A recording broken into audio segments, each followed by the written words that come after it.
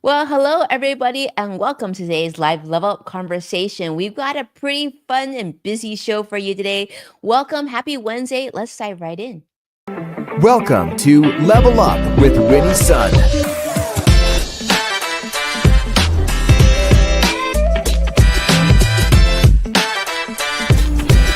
award-winning financial pro. Get ready. Level Up with Winnie Sun. Well, hello, friends, and happy Wednesday to you. I'm Winnie, your host and award winning financial pro, a Forbes contributor, and a CNBC council member and contributor as well. We're streaming here live on many different social media platforms. So thank you so much for jumping in, saying hello. A big shout out. I see Sadiq already saying that he was number one. So welcome as being number one in the show. You actually joined us before we even went live. I mean, thank you so much for being here. We really appreciate it. And definitely for those of you who are new or returning, welcome back. Go ahead and put in comments so we can see who's here with us. I see a lot of you joining on all the different platforms. So thanks so much for making that time. Let's kick it off and let you know how the market is doing. Unfortunately, we're looking at a red day so far. I mean, it's negative territory, I should say. We've got still a little bit less than an hour left for the market, but currently the Dow is down 248 points. Nasdaq's down about 420 points, which is no good, no good. S&P 500 south 78 points temporarily as well. Hopefully things will pick up a little bit, but so far, well, it's not looking like too good of a day so far. Well, maybe one of those days again that you don't worry about the market, right? As long as you're diversified and you know where everything is and you have that long-term perspective, and you gotta hold on there. Well, there's been a lot of financial news. So I'm going to jump right in because there's a lot of things I want to put on your radar. One of the things, the story hasn't completely announced yet, and we should be hearing in moments here, but President Trump is said to unveil, as projected, another set of tariffs on autos. This is being reported by CNBC. President Trump is set to announce these today, actually, at about 1 p.m. our time, so when the market closes. Now, this is coming just days before his broader, what he's called the Reciprocal Tariff Plan, which is scheduled to begin on April the 2nd. So if you're looking to purchase things or need to make a change or something like that, this is something you definitely want to be paying attention to. These tariffs are coming in quick and hot. And so if there's things that you need in your household, I would say that probably sooner rather than later make that decision of whether you're going to replace, buy, or if you can just hold off and wait, and hopefully things will quiet down in the future. But President Trump has hinted earlier this week that the auto tariffs could be implemented even ahead of schedule, calling April 2nd Liberation Day for the U.S. trade policy. Now, of course, as you can see today, as well as many days in the last couple weeks, that the stock market is responding negatively to this information, and we're certainly seeing a lot of negative movement in the financial markets today. Now, this reciprocal tariff plan, the plan is to mirror foreign tariffs on U.S. goods and to penalize unfavorable trade practices like value-added taxes. Now, the Trump administration has hinted at some flexibility, suggesting that tariffs could be more lenient than initially outlined, but we really won't know probably for the next hour. Now, Treasury Secretary Scott Bessent is also talking about how nations or different countries are actually, they have the ability to negotiate exemptions ahead of the April 2nd rollout. And it seems like they're encouraging countries to reach out to see if they can come up with some sort of deal before the April 2nd deadline. So this has created, of course, continuous uncertainty, not only in the financial markets here, but I know for many Americans on what this means for your bottom line, your future retirement, your kids' education, savings, all that stuff, your 401k. Yeah, I hear you. I've been hearing a lot of that coming in, and certainly there are a lot of concerned Americans today, and I'm sure other people across the globe are feeling some uneasiness as well. And speaking of a group that really feels uneasy, well, it's us here in the United States because consumer confidence has hit rock bottom. Yes, this is being reported from CNBC, my friend Jeff Cox, talking about how consumer confidence in the United States has officially hit a 12-year low. Um, so yeah, it's an 80-point recession warning line, which is so it's falling to a score of 65.2, which is well below the 80-point recession warning line. The conference's board index tracks current conditions. This has also dropped to 92.9, marking the fourth straight monthly decline.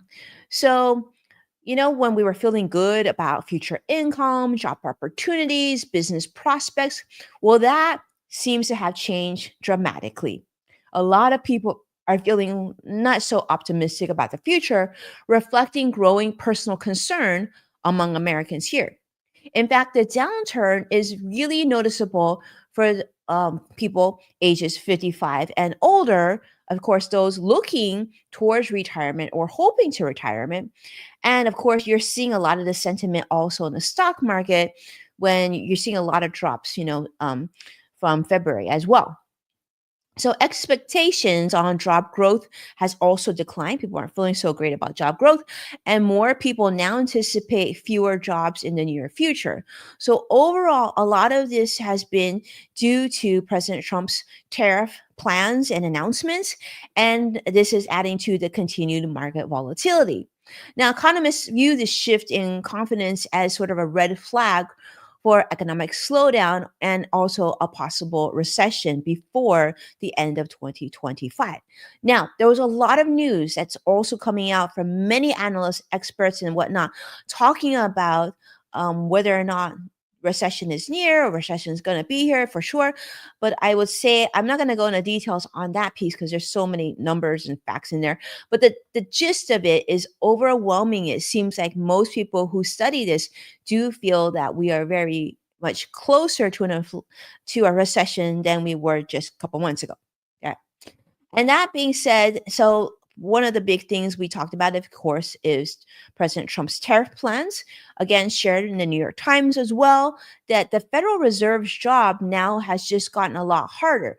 As you know, President Trump and Fed Chairman Jerome Powell probably aren't the best of friends. I'm speculating because it doesn't seem like they're that close.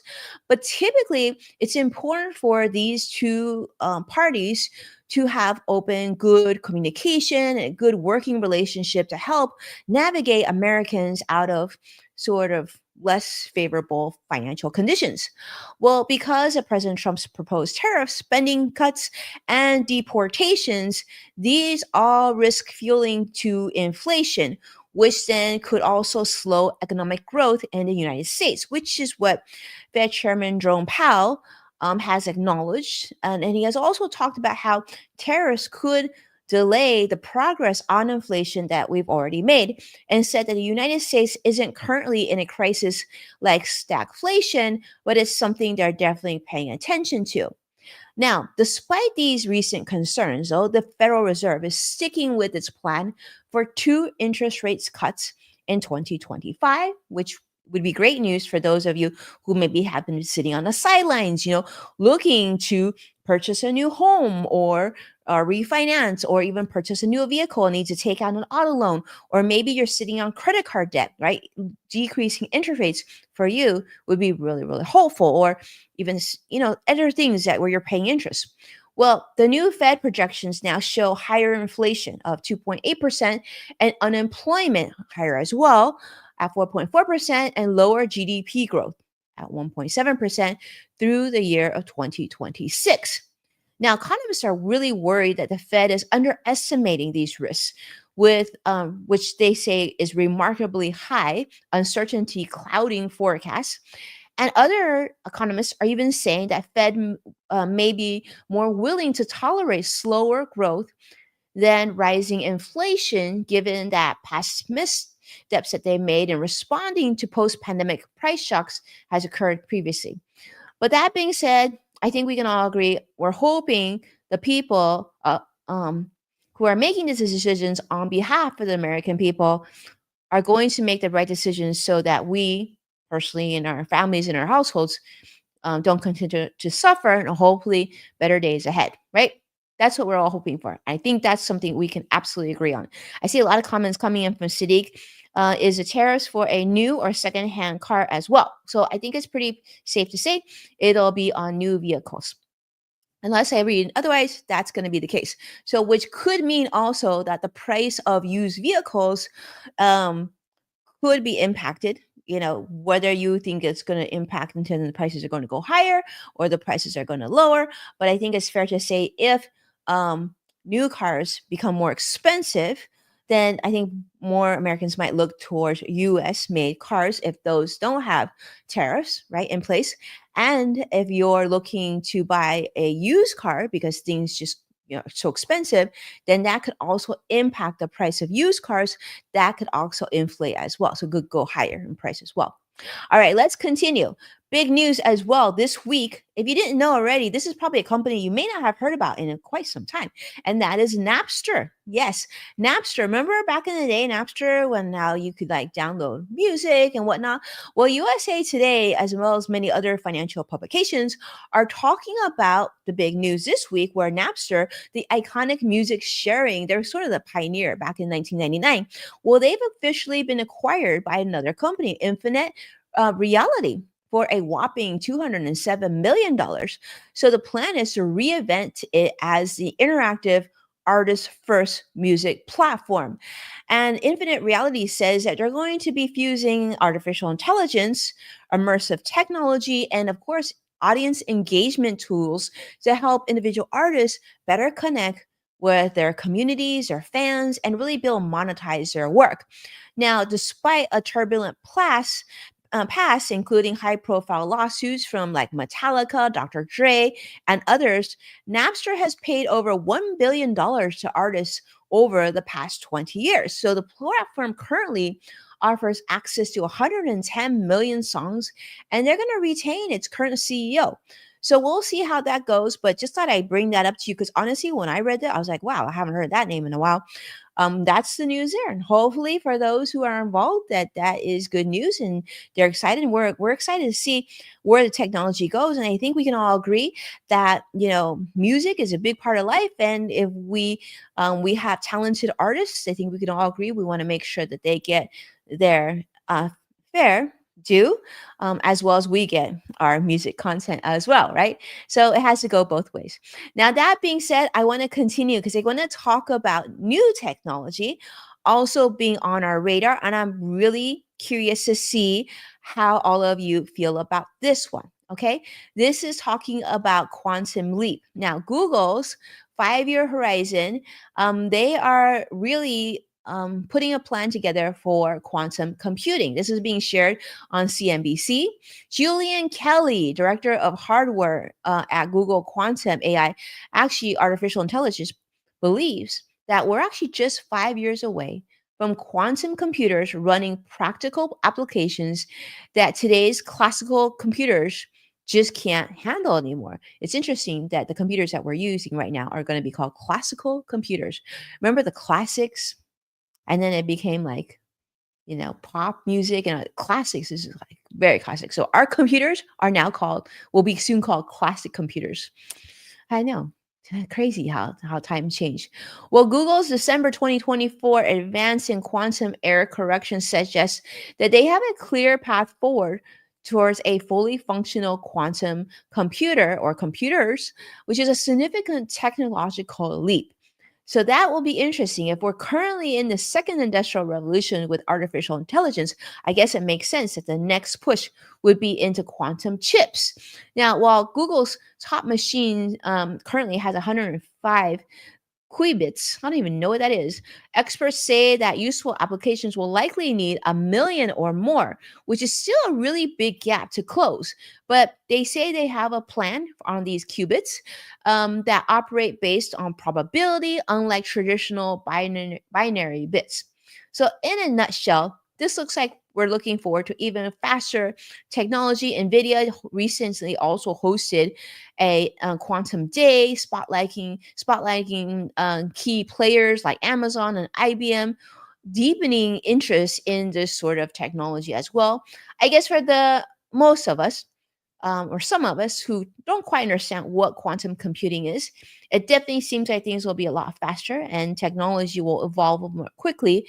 And it looks like they're planning to have this technology be able to improve the lives of us even more so. So, something to look forward to, I would say, right? I think we can agree that technology sometimes, when used properly, really makes our life a lot better. And hopefully, that is the case here. I know, Sadiq, you're writing so quickly. I appreciate it. Thank you so much.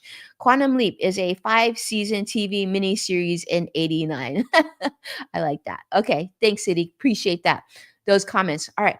Another thing I wanted to talk about is I'm going to continue on because there's been, of course, a lot of talk about recession, if you didn't know already. But I also want to talk about um, some changes at many companies. And there's been a lot of, you're going to see a lot more layoffs. There's been much more layoffs discussion at both private companies as well as the public sector and government as well. But one company that recently has been facing, unfortunately, looks like their last exit here, and that is 23andMe bankruptcy. That is the case. NBC News is reporting this that genetic testing company 23andMe has officially filed for Chapter 11 bankruptcy, prompting now fears of many, many consumers. Now, if you've ever used 23andMe, hopefully you've been following the news or you've received an email or some sort of notification about this, but we're talking about a huge DNA database. Now, the genetic data of millions of users, if you've ever used this, could actually be sold to the highest bidder, raising serious privacy concerns among many people. Like, I'm sure, like, if this was something that I had done, I didn't do 23andMe. I had I done this, I think I would be jumping on this to make sure that my information wasn't being sold. But many cybersecurity advocates are concerned about this. And if you did use this program, do know that unlike passwords or addresses, DNA data is permanent and it's uniquely identifiable. So it makes it especially risky if it's compromised or misused. So, what can you do about it? Well, California Attorney General Rob Bonta is urging users to delete their generic data and revoke the third party access to protect your privacy if you did 23andMe. In fact, they say that the US lacks strong federal laws regulating genetic data held by tech companies like 23andMe, which makes it even easier for such sensitive information to be bought or even shared.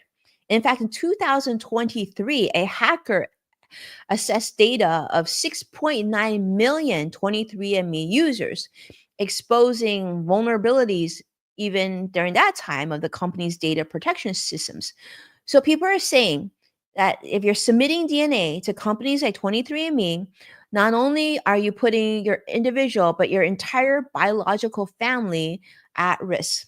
Now that's what they're saying. So I mean, something to pay attention to. Now, so, but we know that technology like this has been very positive for a lot of families too. They brought family members together that they didn't know existed, or people who are adopted. There's just ways to be able to connect people as well. But certainly, in a world of cybersecurity risk, is something for us to pay attention to. So experts are saying that this is a wake up call for Americans to rethink how we share and secure our personal data in the digital age. And I don't know about you, but the way I see it is this. I, I recognize that there is a lot of risk, and it does concern me, and it certainly concerns me as a parent as well. But that being said, if we're going to be actively using our classical computers, and and in today's day, it's not practical for us always if we want to do banking to drive to the bank. And it's not that easy for us if our kids want to apply for college to drive to the college and apply in person. There's a lot of things that occur digitally, and that's only seem to going to be more so, right? If that's the case, then we all unfortunately have to accept some level of risk, as much as we don't want to, as much as this is something we could avoid, we would want to, but it's just not practical. It's like the day of when we would pay for everything with cash and coins. And certain things you just can't do that. I mean, if let's say you want to book a airline ticket, I guess you could go to the airline and do this with cash, can you? I don't even know. But I do think we are very much in a digital age. So hopefully the technology can keep up and help continue to protect us. I mean, they're doing all this quantum computing and getting rid of our classical computers. You would think this would happen, right? That being said, let's continue. I want to talk about another big thing that should be on your radar, especially of those of you who maybe have student loans still, or maybe you have kids and in the future might need to take student loans out. Something to put on your radar. This is being shared on CNN, it's being shared on many financial publications, talking about how over 9 million student loan borrowers are now at risk of seeing their credit scores drop considerably, could be considerably, these because of delinquencies, because this is expected to hit a record level high in early part of this year in 2025. The Federal Reserve Bank of New York's report has showed that over 15% of federal loans were now likely past due by the end of last year, 2024, totaling $250 billion in delinquent debt.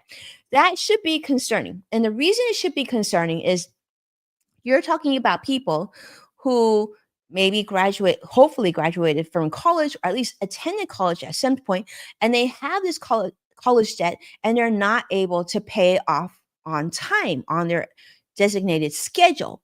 So 15% is a really big number. $250 billion is a really big number. We really should raise a lot of eyebrows of whether students knew what they were getting themselves into before they started their college education, and whether it was realistic to get certain degrees to build a secure jobs in order to pay that debt down. And we know what's happening now, right? A lot of people are concerned. We're seeing less jobs.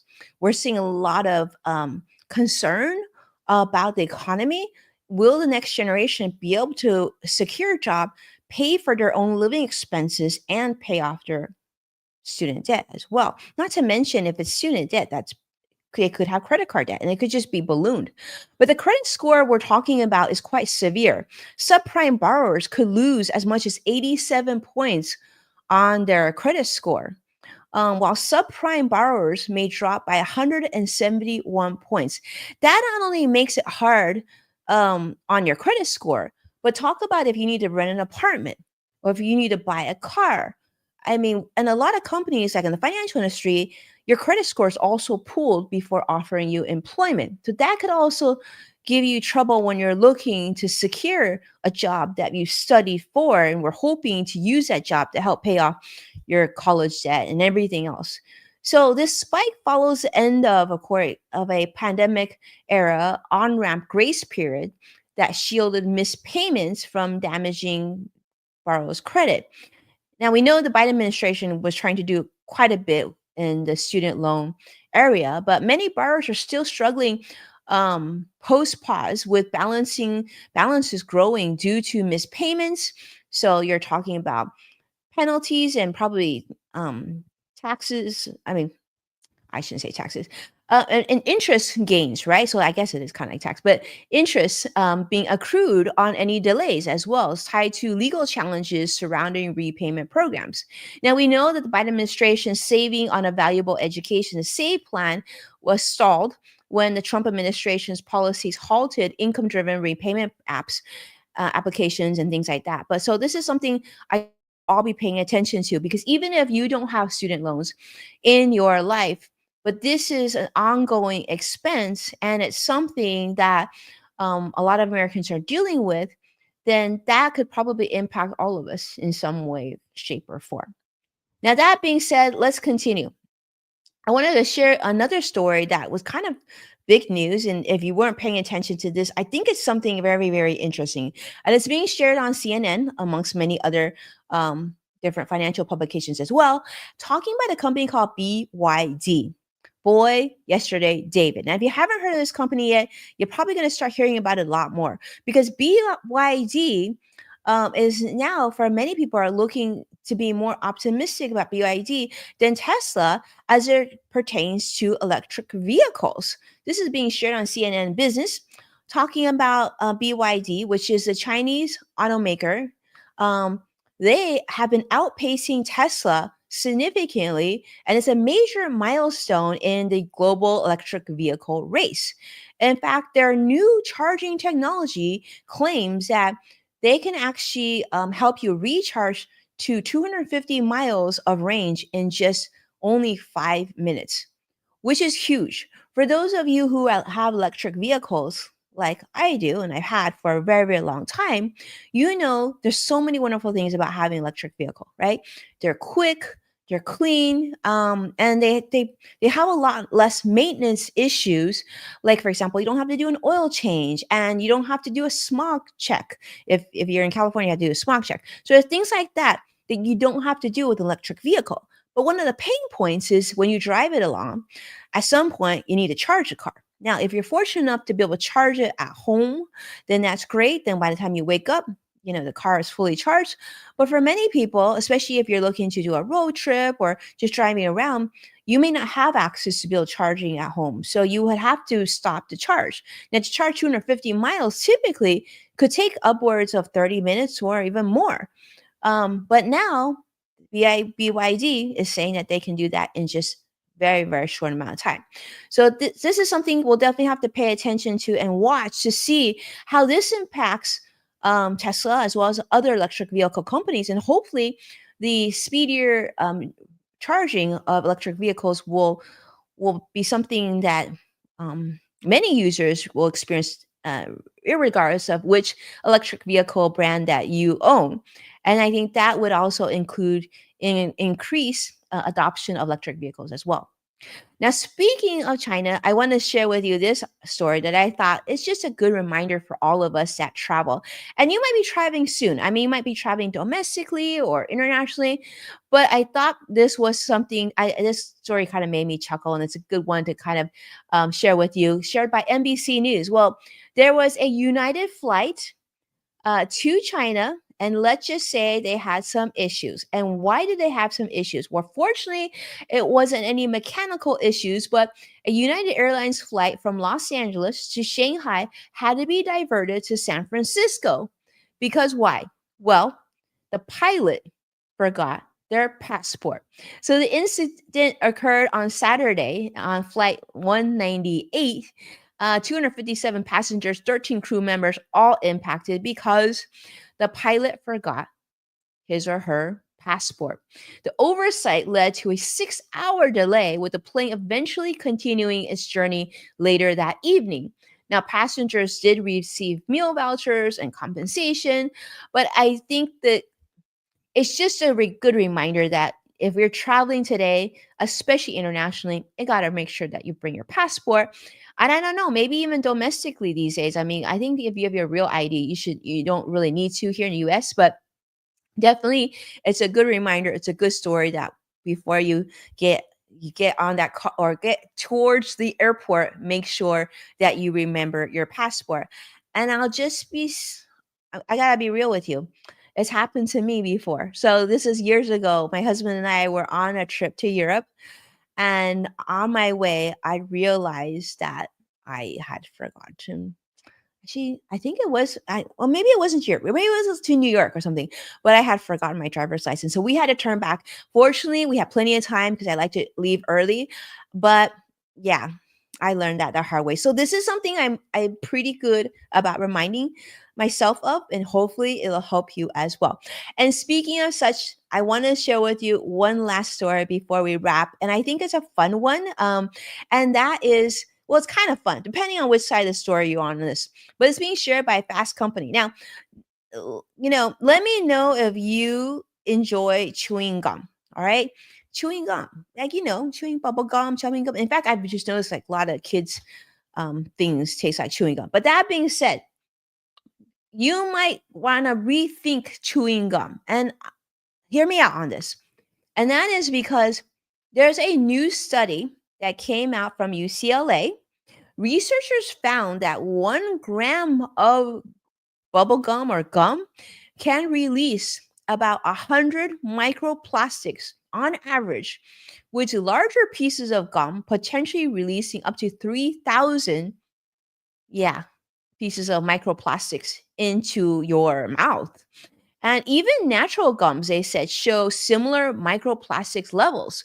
So don't think that if it's natural, it's okay. Possibly they say, due to contamination during manufacturing.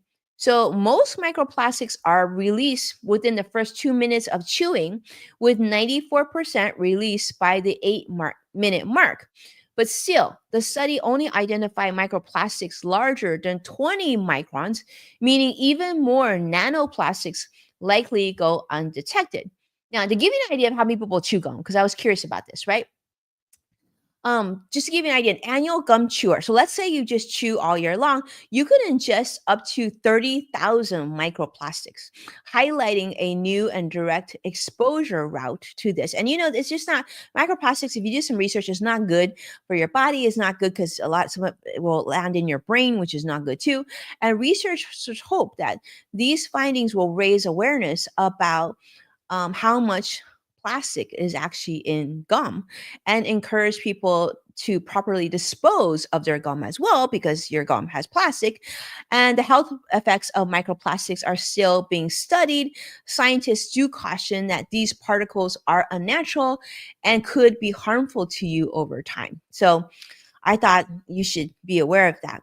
But of course, I couldn't give you just a negative. I also want to give positive. This is one that I would chalk up to branding and business and entrepreneurship. My last story is just, I told you my last one was about gum, but it's actually not. My mistake. My last story is about Stephen Curry and Michelle Obama. I know, what an unusual combo there, right? Well, they're launching something called Plezzy, which is being shared on CNBC, which they say is a healthier sports drink for all ages. And why is that? Well, NBA stars Steph Curry, many of you know, and former First Lady Michelle Obama, which we know she was also very big on getting kids healthy. They've launched a new sports drink called Plezzy Hydration through Obama's company Plezzy Nutrition. And you wonder why she's not in a hurry to be president, right? Of course, she's got other things, and she's using her brand in this way. Now, the drinks plan is to stand out in a very competitive market, and their offering has no added sugar or artificial sweeteners, and they say it has lower sodium and a full day's dose of vitamin C. And so Plezzy, which they said will sell for about $2.29 each bottle is going to contain about 70 calories, and it's going to be nationwide on Amazon and in California, places like Walmart, Safeway, and Albertsons here. And they said that this is something that Steph Curry's wife, Aisha, also helped because, as you know, she has a culinary background. And Plezzy, they said, actually means fun in Creole. So, Obama's mission is to raise a healthier generation, and together they plan to do that. And so, Steph Curry also has a nonprofit called Eat, Learn, Play. So, this is sort of all in that direction. So we'll see. And if you try it, let me know if you like it or you don't like it. I'm curious. I haven't tried it yet, but I will tell you, typically, I'm not a big fan of sports drinks because I find it to have too much sodium. So maybe something to consider. Now, with that said, we've still got about 20 plus minutes left until the market close. The Dow is currently down 205. Nasdaq is still down over 400 points, down 414, and the S&P 500 is currently down 75. Not a great day. And considering that it's less than 20 minutes left to go, if these conditions make you nervous, I would say don't worry, go enjoy the rest of your day, do something else, something productive that will feed your soul and make you happier. All right. And pay attention to those around you and your mental health and others around you, and to make sure everybody is okay. Ask around. It doesn't hurt to ask. Make sure those that you care about are okay. And with that, thank you so much, my friends, for being a part of today's Level Up. I am truly grateful for you for making the time. And thank you for so many of the wonderful comments that have been coming in to help with this conversation so we can put these sort of important topics on our radar. Do me a favor and hit that like and subscribe to stay updated in all the latest updates and insights, and to catch past full episodes of Level Up with Winnie Sun. You can check out NASDAQ, Amazon Fire, Samsung, LG, Roku, and many other streaming platforms. And when sharing an episode online, thank you so much for tagging at Winnie Sun. I see it and I'm so grateful that you do it. With that, I hope that you have a great day and I hope to talk to you very, very soon. Take care and be well. Bye bye now.